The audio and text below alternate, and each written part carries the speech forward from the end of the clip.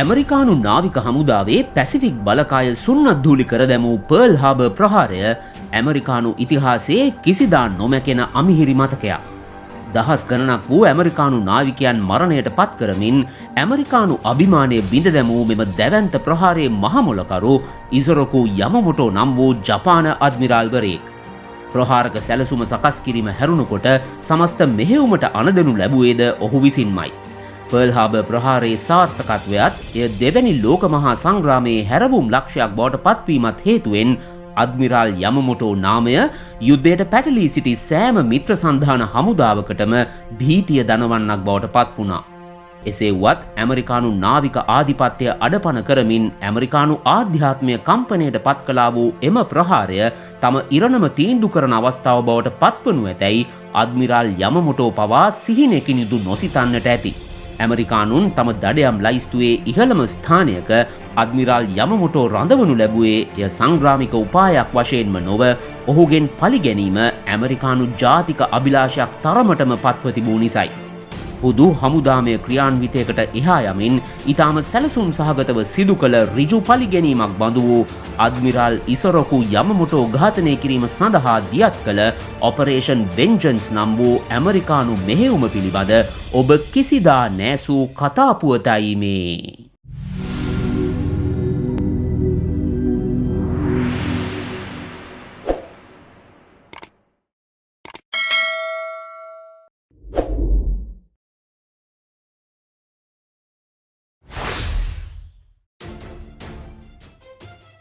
Admiral ඉසොරොකු යමමොටෝ වර්ෂ 1884 අප්‍රේල් මස 4 වනදා ජපානයේ නිගාටා ප්‍රාන්තයේ samurai පරම්පරාවකට දාව උපත ලැබුවෙක්. ඉපදෙන විට ඔහුගේ පියා 56 වැනි වියෙහි පසු වූ බව සඳහන්. එබැවින් තම අලුත උපන් බිලිඳාට ඉසොරොකු යන නාමය ලබා දීමට ඔහු තීරණය කළා. පැරණි ජපන් භාෂාවට අනුව එහි අර්ථය වූයේ 56 යන්නයි. පසුකාලීනව එවක ජපානයේ විසූ ඉතා බලගතු පරම්පරාවක් බවට පත් වූ යමමොටෝ පවුල විසින් ඉසොරොකුව තම දරුවෙකු වශයෙන් හදා වඩා ගන්නට තීරණය කළා. ඉසොරොකු නම් කුඩා දරුවා ඉසොරොකු යමමොටෝ බවට පත් වූයේ එහි ප්‍රතිඵලයක් ලෙසයි. ඇමරිකාවේ හාවර්ඩ් විශ්වවිද්‍යාලයේ ඉගෙනුම ලැබීම සඳහා වරම් ලැබූ යමමොටෝ පසුකාලීනව ඇමරිකාවේ වොෂින්ටන්හි ජපාන තානාපති කාර්යාලයෙහිද සේවය කළා. එම අවධියේදී ඔහු ඇමරිකාවේ කාර්මික ශක්තිය සහ සම්පත් පිළිබඳ මවිතයට පත්ව සිටි බවත් සඳහන්. යමමොටෝ වර්ෂ 1939 සිට 1943 දී මිය යන තෙක්ම ජපාන ඒකාබද්ධ බලඇණියේ ප්‍රධාන අනදෙන නිලධාරියා වශයෙන් සේවය කළා. දක්ෂ පෝකර් ක්‍රීඩකයෙකු වූ ඔහු දැඩි විනයක් සහිත නායකයෙකු වශයෙන් ජපාන හමුදා සෙබළුන් අතර ප්‍රසිද්ධියට පත්ව සිටි බවත් සඳහන් කළ යුතුයි. දෙවැනි ලෝක මහා සංග්‍රාමයේ මුල් අවධියේදී ජපානය ඇමරිකානුන්ට එරෙහිව යුද්ධයට අවතීර්ණ වීම පිළිබඳව යමමොටෝ දැඩි ලෙස විරුද්ධ වූ බැව් සඳහන්. ජපානයට ඇමරිකාවත් සමගින් සටන් කර ජයගත නොහැකි බව යමමොටෝගේ පෞද්ගලික මතය වූ බව ඉතිහාසයේ සඳහන් වන කාරණයයි. එවක සිටි අනෙකුත් ජපන් හමුදා නිලධාරීන්ට වඩා ඉසොරොකු යමමොටෝට ඇමරිකාව පිළිබඳ ගැඹුරු අවබෝධයක් පැවතීම ඊට හේතු සාධක වන්නට ඇති බව පැහැදිලි. කෙසේ වෙතත් ඇමරිකාව සහ ජපානය අතර යුද්ධයක් ඇතිවීම වැළැත්වීමට යමමොටෝ අසමත් වුණා. ඒ නිසා ඔහුට අවශ්‍ය වූයේ පළමු ප්‍රහාරයෙන්ම ඇමරිකානු නාවික හමුදාව අඩපණ කර දැමීමටයි.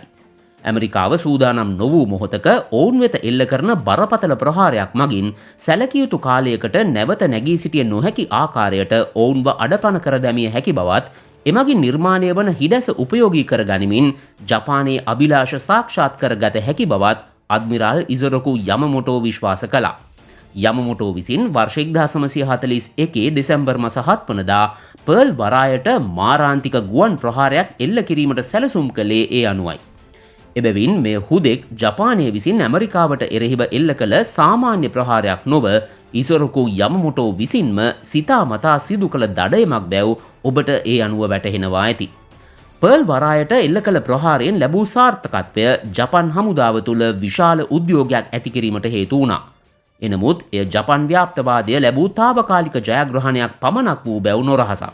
පර්ල් හාබර් ප්‍රහාරය හරහා නිදා සිටි දැවැන්තයෙකු අප විසින් අවදි කරනු ලැබූ බව අද්මිරාල් ඉසොරොකු යමමොටෝ විසින්ම ප්‍රකාශ කරනු ලැබුවේ ඒ නිසාමයි. කෙසේ හෝ වේවා ජපානය බලාපොරොත්තු වූ ආකාරයෙන්ම පර්ල් වරායට එල්ල කළ දැවැන්ත ප්‍රහාරය මගින් ඇමරිකානු ආත්මය විනාශ කර දමන්නට ජපනුන් සමත් වුණා. මෙම ප්‍රහාරයේ මහා මොලකරු වූ අද්මිරාල් ඉසුරුකු යමමොටෝ පිළිබඳව ඇමරිකානුන් තුළ බද්ධ වෛරයක් හටගත්තේ එහි ප්‍රතිඵලයක් ලෙසයි. පර්ල් හාබර් ප්‍රහාරය දියත් කිරීම සඳහා පසුබිම් වූ සියලු හේතු කාරණා මෙන්ම එම ප්‍රහාරය දියත් කළ ආකාරය පිළිබඳ සියලු තොරතුරු ඇතුළත් වැඩසටහන් මාලාවක් නැනස නාලිකාව විසින් පෙර ඉදිරිපත් කර තිබෙනවා. එබැවින් මේ සම්බන්ධයෙන් පුළුල් අවබෝධයක් ලබා ගැනීම සඳහා එම වැඩසටහන් මාලාව නරඹා සිටින ලෙස මතක් කරන්නට ඔබට කැමැතියි. ඒ සඳහා වන දිගුව ඉහතින් හෝ වීඩියෝ ඩිස්ක්‍රිප්ෂන් එක මගින් ලබාගත හැකි බවත් මතක් කරනවා. අද්මිරාල් ඉසොරොකු යමමොටෝගේ ඉරණම තීන්දුව කරන ලද්දේ ඇමරිකානු බුද්ධ්‍යංශය තුලයි. එවක ජපාන නාවික හමුදාවන් විසින් රහස් පණිවුඩ හුවමාරු කර ගැනීම සඳහා භාවිතා කරනු ලැබුවේ JN-25 එසේත් නැතිනම් Japanese Navy 25 ලෙසින් හැඳින් වූ අතිශය සංකීර්ණ රහස් කේත පද්ධතියක්. එය එවක ලෝ පැවති ඉතා ආරක්ෂිතම sannivedana ක්‍රමයක් වූ බව බොහෝ යුද විචාරකයන්ගේ අදහසයි. මෙය හුදෙක් අකුරු වෙනස් කිරීමක් පමණක්ම නොවේ. මෙහිදී ජපන් නාවික බුද්ධ්‍යංශය විසින් වචන නිර්මාණය කිරීම සඳහා විශේෂ අංක 5ක කාණ්ඩ භාවිතා කළා. උදාහරණයක් ලෙස අද්මිරාල් යන පදය නිර්මාණය කිරීම සඳහා 1 2 3 4 සහ 5 යන අංක භාවිතා කළ ඔවුන් ඉන් පසුව එම අංකයට තවත් අහඹු අංකයක් එකතු කර සැබෑ පණිවුඩය සම්පූර්ණයෙන්ම විකෘති කරන්නට කටයුතු කළා. මෙම රහස් කේත පද්ධතිය විසඳීමේ අරමුණින් ඇමරිකානු රජය හවායිහි විශේෂ ඒකකයක් පිහිටවනු ලැබූ අතර එය හැඳින්වූයේ හයිපෝ ලෙසයි. ඇමරිකානු නාවික හමුදාවට අනියුක්තව පිහිටුවා තිබූ මෙම විශේෂ ඒකකයට අයත් ගණිතඥයන් සහ භාෂා විශේෂඥයන් දිනකට පැය 20ක් පමණ ජපන් ගුවන් විදුලි තරංගවලට සවන් දෙමින් අතිශයින්ම සංකීර්ණ වූ JN-25 රහස් කේත පද්ධතිය විසඳීමට උත්සාහ දරමින් සිටියා. ඒ අනුව ජපන් නිලධාරීන් විසින් නිතර භාවිතා කළ අංක රටා කිහිපයක් හඳුනා ගනිමින් සහල්, ඉන්ධන, අනදෙන නිලධාරී වැනි වචනවලට අදාළ විය හැකි අංක අනුමාන කරන්නට මෙම ඇමරිකානු බුද්ධි නිලධාරීන් සමත් වූ බවත් සඳහන්. අවසානයේදී විසඳීමට ඉතා අපහසු ලෝකයේ අසීරුතම හරස්පද ප්‍රහේලිකා හා සමානයයි සැලකූ මෙම ජපන් රහස් කේත පද්ධතිය විසඳීමට ඇමරිකානු බුද්ධි අංශය සමත් වුණා. ඒ දෙවැනි ලෝක මහා සංග්‍රාමයේ ගමන් මග නව දිශානතියකට ගෙන යමින්. වර්ෂ 1943 අප්‍රේල් මාස 14 වනදා ජපන් නාවික හමුදාව විසින් නිකුත් කළ රහස් පණිවුඩයක් ඇමරිකානු බුද්ධ්‍යංශය වෙත ලැබුණා. එහි අඩංගු වූයේ අප්‍රේල් 18 වනදා අද්මිරාල් ඉසොරොකු යමමොටෝ විසින් දකුණු දිග පැසිෆික් සාගරයේ දූපත් කිහිපයක් ආශ්‍රිතව සිදු කිරීමට නියමිතව තිබූ නිරීක්ෂණ සංචාරයක් පිළිබඳව තොරතුරුයි.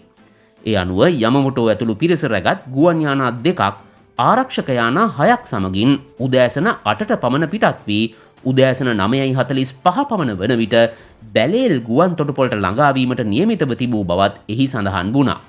වසර 1මාරකට පමණ පසු තමා බලාපොරොත්තුවෙන් සිටි අවස්ථාව උදා වී ඇති බවත් මෙය පර්ල් වරායට එල්ල වූ ප්‍රහාරයට එරෙහිව යමමොටෝ ඇතුළු සමස්ත ජපානයෙන්ම පලිගැනීමට ඇති හොඳම අවස්ථාව වන බවත් එවක ඇමරිකානු ජනපති ෆ්‍රෑන්ක්ලින් ඩි රූස්වෙල්ට් වැටහුණා. මෙම පණිවුඩය කනවැකුණ වහාම ඇමරිකානු ජනපති රූස්වෙල්ට් යමමොටෝව අත්අඩංගුවට නොගෙන ඔහුව උඩු ගුවනේදීම විනාශ කර දමන ලෙස තම නාවික හමුදා ලේකම්වරයාට නියෝග කර සිටියේ ඒ නිසාමයි. ඇමරිකානුන් අද්මිරාල් ඉසොරොකු යමමොටෝව ඝාතනය කිරීමේ මෙහෙයුම ඔපරේෂන් වෙන්ජන්ස් ලෙසින් නම් කළා. වෙන්ජන්ස් යන්නෙහි අර්ථය පලිගැනීම වීම තුලම ඇමරිකානුන් තුල වූ අභිප්‍රාය කෙතරම්ද යන්න අපට පැහැදිලි වන කරුණක්. ඒ අනුව ඔපරේෂන් වෙන්ජන්ස් මෙහෙයුමේ ප්‍රධාන අරමුණ වූයේ පර්ල් වරායේදී ඇමරිකාවට සිදු වූ අවමානයට සහ විනාශයට වගකිව යුතු ප්‍රධාන පුද්ගලයා වූ අද්මිරාල් ඉසොරොකු යමමොටෝට දඬුවම් ලබා දීම බව මා ඔබට අමුතුවෙන් පැහැදිලි කළ යුතු නැහැ. යමමොටෝ ගමන් කළ ගුවන් යානාවට වෙඩි තැබීම සඳහා තෝරාගත් ගුවන් නියමුවන් අතරින් බොහෝ දෙනෙකු පර්ල් හාබර් ප්‍රහාරයෙන් පසුව ඇමරිකානු හමුදාවට බැඳුන පුද්ගලයන් වූ බවද සඳහන්. ඒ අනුව ඔවුන් තමා වෙත පැවරී තිබූ මේ භාරදූර මෙහෙයුම සැලකුවේ හුදු රාජකාරියකට එහා ගොස් පර්ල් හාබර් ප්‍රහාරයේදී මියගිය තම සගයන් වෙනුවෙන් සිදු කරන ඓතිහාසික ගෞරවාචාර්යයක් ලෙසයි. ඔපරේෂන් වෙන්ජන්ස් මෙහෙයුම යනු සාමාන්‍ය ගුවන් සටනකට වඩා හාත්පසින්ම වෙනස් වූවා. මෙම මෙහෙයුම ක්‍රියාත්මක කිරීමේදී ඇමරිකානු හමුදාවට ප්‍රධාන අභියෝග කිහිපයකටම මුහුණ දෙන්නට සිදු වුණා. ඇමරිකානු ගුවන් යානාවලට පියාසර කිරීමට තිබූ දුර ප්‍රමාණය පිළිබඳ ගැටලුව ඒ අතරින් ප්‍රධානයි. ඒ අනුව අද්මිරාල් යමමොටෝ පැමිණෙන දකුණු පැසිෆික් සාගරයේ දූපත් වෙත ළඟාවීමට කිලෝමීටර් 1000කටත් වඩා වැඩි දුරක් පියාසර කිරීමට අවශ්‍ය වුණා. එබැවින් මෙම මෙහෙයුම දියත් කිරීම සඳහා ඇමරිකානු බලධාරීන් තෝරා ගනු ලැබුවේ ඇමරිකාවේ නිෂ්පාදිත P-38G ලයිට්නිං යානා විශේෂයයි. කෙසේ වෙතත් කිලෝමීටර් 1000කට වඩා වැඩි දුරක් පියාසර කිරීම සඳහා එම යානාවල රැගෙන යා හැකි ඉන්ධන ප්‍රමාණවත් වූයේ නැහැ. එබැවින් එම යානාවලට අමතර ඉන්ධන ටැංකි සවි කිරීමට ඇමරිකානු ගුවන් යානා ඉංජිනේරුවන් යුහුසුළුව කටයුතු කළා. ඒ මෙම මෙහෙයුම සම්පූර්ණ කිරීම සඳහා අවශ්‍ය ඉන්ධන බිඳුවකදු හෝ අඩු වූහොත් ඇමරිකානු ගුවන් නියමුවන්ට නැවත ආරක්ෂිතව තම මවුරට බලා පියාසර කිරීමට නොහැකි වන නිසයි. ජපන් රේඩාර් පද්ධතියට හසු නොවී තම ඉලක්ක වෙත ළඟාවන්නේ කෙසේද යන්න ඔපරේෂන් වෙන්ජන්ස් මෙහෙයුම ක්‍රියාත්මක කිරීමේදී ඇමරිකානු හමුදාවට මුහුණ දෙන්නට සිදු වූ මීළඟ අභියෝගයයි. ඇමරිකානු ගුවන් නියමුවන් මුහුදු මට්ටමට අඩි 30-50 පැනි ඉතා අවම උසකින් පියාසර කරන්නට කටයුතු කළේද ඒ නිසාමයි.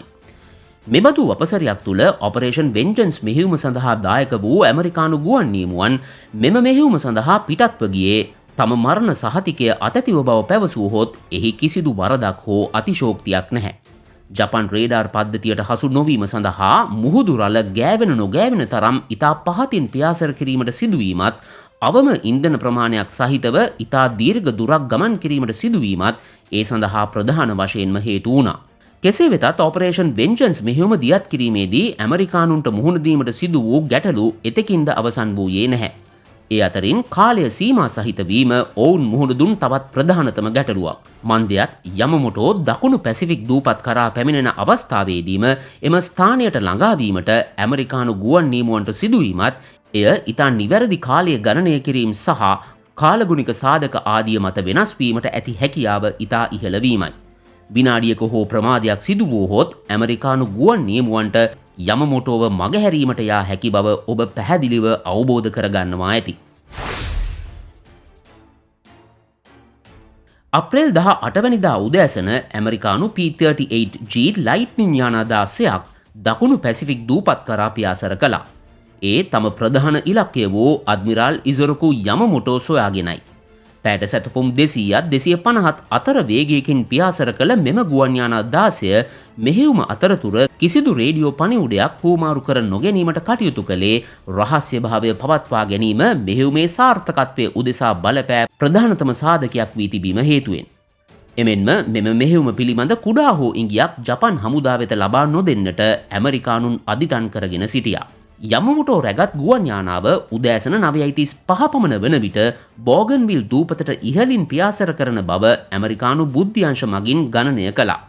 එම බුද්ධි තොරතුරු 100%ක්ම තහවුරු බව සනාථ කරමින් එදින උදෑසන 9:35 වන විට යමමොටෝ සහ ඔහුගේ නිලධාරීන් රැගත් මිත්සුබිෂි G4M Betty වර්ගයේ ජපන් බෝම්බ හෙළන යානා දෙකක් සහ ඒවාට ආරක්ෂාව සැපයූ 0 යානා 6ක් බෝගන්විල් දූපතට ඉහළ අහසේ නිරීක්ෂණය වුණා. ඒ ඇමරිකානු ගුවන් නියමුවන්ගේ වාසනාවට මෙන්ම ඉසොරකු යමමොටෝගේ අවාසනාවට වන්නට ඇති. තවත් එකදු තත්පරයක් හෝ ප්‍රමාද නොවූ ඇමරිකානු ගුවන් යානා එක් වරම ඉහළට පැමිණියේ ජපන් ආරක්ෂක යානා මවිතයට පත් කරමින්. ඒත් සමගම ඇමරිකානු ගුවන් නියමුවන් විසින් මිලිමීටර් 20 කාලතුවක්කු සහ මැෂින් තුවක්කු යොදා ගනිමින් ජපාන ගුවන් යානාවලට දිගින් දිගටම පහර දෙන්නට පටන් ගත්තා. එක් ඇමරිකානු ගුවන් නියමුවෙකු යමමොටෝ රැගත් ගුවන් යානාවට පිටුපසින් ගොස් ප්‍රහාර එල්ල කරන්නට කටයුතු කළේ මේ අතරතුරයි. ඒත් සමගින් යමමොටෝ රැගත් ගුවන් යානයේ දකුණු එන්ජිම ගිනිගෙන යානය ඉතා වේගයෙන් පහළට කඩා වැටෙන්නට පටන් ගත්තා. අවසානයේ එම යානාවේ සුන්බුන් බෝගන්විල් දූපතේ ඝන වනාන්තරය තුල සැඟව ගියේ යමමොටෝගේ ඉරණම තීන්දු කරමින්. මෙම සිදුවීමෙන් පසු කඩා වැටුණ ගුවන් යානය සොයා බෝගන්විල් වනාන්තරය තුලට පිවිසි ජපන් හමුදාවට දැක ගැනීමට හැකි වූයේ ඊටාම විශ්මයජනක දසුණක්. ඒ කැටානා අසිපතක්ද අතැතිව සිය අසුනේදීම මියගොස් සිටි ඔවුන්ගේ ශ්‍රේෂ්ඨ අනදෙන නිලධාරියා වූ අද්මිරාල් ඉසොරකු යමමොටෝගේ මලසිරුරයි. ඔහුට වෙඩි වැදී තිබුණද මේ යන අවස්ථාවේදීත් ඔහු අභිමානයෙන් යුතුව සිටි බවක් එමගින් දර්ශනය වුණා. නමුත් පසුව කළ විමර්ශනවලදී හෙළි වූයේ යානය කඩා වැටෙන විටම ඔහු මිය ගොස් සිටි බවයි. තවද යමමොටෝගේ සිරුර එම ඉරියව්වට පත්වීම අහම්බෙන් සිදුවුවක් බවත් එම විමර්ශන මගින් හෙළි වුණා. ඔපරේෂන් වෙන්ජන්ස් මෙහෙයුම සාර්ථකව නිමා කිරීමෙන් පසු ඇමරිකානු බලධාරීන්ට මුහුණ දීමට සිදු වූ ප්‍රධානතම ගැටලුව වූයේ තමන් මෙම මෙහෙයුම ක්‍රියාත්මක කළ ආකාරය පිළිබඳ ලෝකයාට පවසන්නේ කෙලෙසද යන්නයි. ඇමරිකානු බුද්ධ්‍යංශය විසින් ජපන් රහස් කේත පද්ධතිය බිඳ දැමූ බව පැවසූහොත් ජපන් බුද්ධ්‍යංශ විසින් වහාම එම කේත පද්ධති වෙනස් කරනු ඇති බව ඇමරිකානු බුද්ධි අංශ ප්‍රධානී අඩ්මිරාල් චෙස්ටර් නිමිට්ස් දැන සිටියා. දෙවැනි ලෝක මහා සංග්‍රාමය උච්චතම අවස්ථාවක පැවති මේ මොහොතේදී එවැන්නක් සිදු වූහොත් එමගින් ඇමරිකාව ඇතුළු මිත්‍ර පක්ෂයට ඇතිවන්නේ සුළුපටු පාඩුවක් නොවන බව අනිකුත් ඉහළ පෙළේ ඇමරිකානු බලධාරීන් පවා හොඳින්ම දැන සිටින්නට ඇති. එම නිසා ඇමරිකානු රජය ප්‍රකාශ කළේ ඇමරිකානු ගුවන් යානාවලට යමමොටෝ රැගත් ගුවන් යානය මුණ ගැසුනේ අහම්බයකින් වන බවයි. එනමුත් සැබවින්ම සිදු වූයේ කුමක්ද යන්න දෙවන ලෝක යුද්ධය අවසන් වී වසර ගණනාවකට පසුව හෙළිදරව් වුණා. මෙම මෙහෙයුමේදී යමමොටෝගේ යානාවට සැබවින්ම වෙඩි තැබුවේ කවුරුන්ද යන්න දශක ගණනාවක් පුරා මතභේදයට ලක් වූ කරුණක්. කෙසේ වෙතත් වර්ෂ 2003දී නවීන තාක්ෂණය යොදා ගනිමින් සිදු කළ විමර්ශනයකින් තහවුරු වූයේ එය රෙක්ස් බාබර් නම් වූ ගුවන් නියමුවා විසින් සිදු කළ බවයි. ඔපරේෂන් වෙන්ජන්ස් යනු හුදෙක් ගුවන් සටනකට වඩා ජපන් හමුදා විසින් පණිවුඩ හුවමාරු කිරීම සඳහා යොදාගත් රහසිගත කේත පද්ධතියක් බිඳ දැමීම තුළින් ඇමරිකානු බුද්ධ්‍යංශය ලැබූ සුවිශේෂීම ජයග්‍රහණයක්. ඇතැම් ජපන් හමුදා නිලධාරීන් ඇමරිකානු බුද්ධ්‍යංශය විසින් ජපන් රහස්කේත ක්‍රමය බිඳහෙලා ඇති බවට කල්වේලා ඇතිවම සැක පහළ කළ බවත් ඔවුන් යමමොටෝට මෙම ගමන යාමෙන් වළකින ලෙසට උපදෙස් ලබා දුන් බවත් සඳහන් වනවා. නමුත් එය ප්‍රතික්ෂේප කළ යමමොටෝ විශ්වාස කළේ ජපන් රහස්කේත පද්ධතිය කිසිදා කිසිවෙකුටත් බිඳලිය හැක්කක් නොවන බවයි.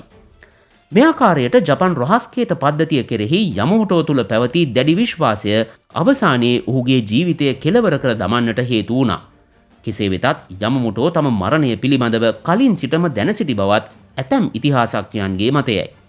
පෑ ගණනාවක් පියාසර කිරීමෙන් අනතුරුව තත්පරයක හෝ ප්‍රමාදයකින් තොරව සාර්ථකව තම ඉලක්කය වෙත පැමිණීම තුළින් ප්‍රදර්ශනය කර ඇමරිකානු ගුවන් නියමුවන්ගේ දක්ෂතාවයද මෙහිදී අමතක කළ නොහැකි සාධකයක්. අඩ්මිරාල් ඉසොරොකු යමමොටෝ යනු ජපන් ජනතාව අතර දෙවියෙකු හා සමාන තත්ත්වයෙහිලා සැලකුණ පුද්ගලයෙකු බවත් සඳහන් කළ යුතු කරුණක්. එබැවින් යමමොටෝගේ මරණය ජපන් හමුදාවේ මානසිකත්වය සම්පූර්ණයෙන්ම බිඳ දැමීමට හේතු වුණා.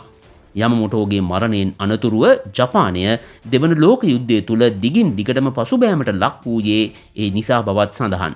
මෙයාකාරයට වර්ෂ 1941දී පර්ල් වරාය තුළ යමමොටෝ විසින් දල්වාලනු ලැබූ යුද ගිනි දැල් ඉන් වසර එකහමාරකට පසුව එනම් වර්ෂ 1943දී ඔහුව පැසිෆික් සාගරයේම ඝන වනාන්තරයක් මැද දවා අහළු කර දැමීමට හේතු වුණා.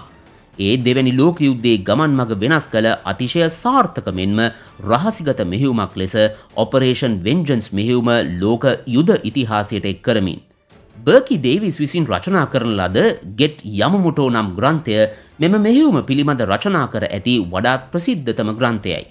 ඇමරිකානු බුද්ධ්‍යංශය විසින් ජපාන රහස් කේත පද්ධතිය බිඳ දැමීමේ සිට යමමොටෝගේ මරණය දක්වා වූ සියලුම සිදුවීම් පිළිබඳව මෙහි සඳහන්. යමමොටෝගේ සම්පූර්ණ ජීවිත කතාව පිළිබඳ තොරතුරු ඇතුළත් එඩ්වින් පී හොයිට් විසින් රචිත යමමොටෝ The Man Who Planned Pearl Harbor නම් ග්‍රන්ථයටත් මෙහිදී හිමිවන්නේ සුවිශේෂී ස්ථානයක්. වර්ෂ 1970දී නිකුත් වූ ටෝරා චිත්‍රපටය, වර්ෂ 2011දී නිකුත් වූ යමමොටෝ නම් ජපන් චිත්‍රපටය සහ වර්ෂ 2019දී විකාශය වූ මිඩ්වේ නම් චිත්‍රපටය පර්ල් හාබර් ප්‍රහාරය, ඉසොරොකු යමමොටෝගේ ජීවිත කතාව සහ ඔපරේෂන් වෙන්ජන්ස් යනාදී මෙහෙයුම් පාදක කොට ගනිමින් නිර්මාණය වී ඇති බවත් සඳහන් කරන්නට කැමති.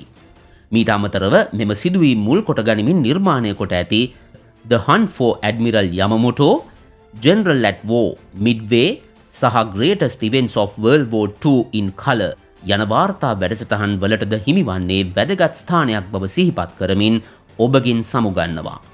අපගේ වැඩසටහන් ඩිජිටල් අවකාශයට මුදාහල සැනින්නේ පිළිබඳ දැනුවත්වීම සඳහා නැනස YouTube චැනලය සබස්ක්‍රයිබ් කොට බෙල් අයිකනේ ක්ලික් කර තබන්නටත් අමතක කරන්නට එපා. ආයුබෝවන්.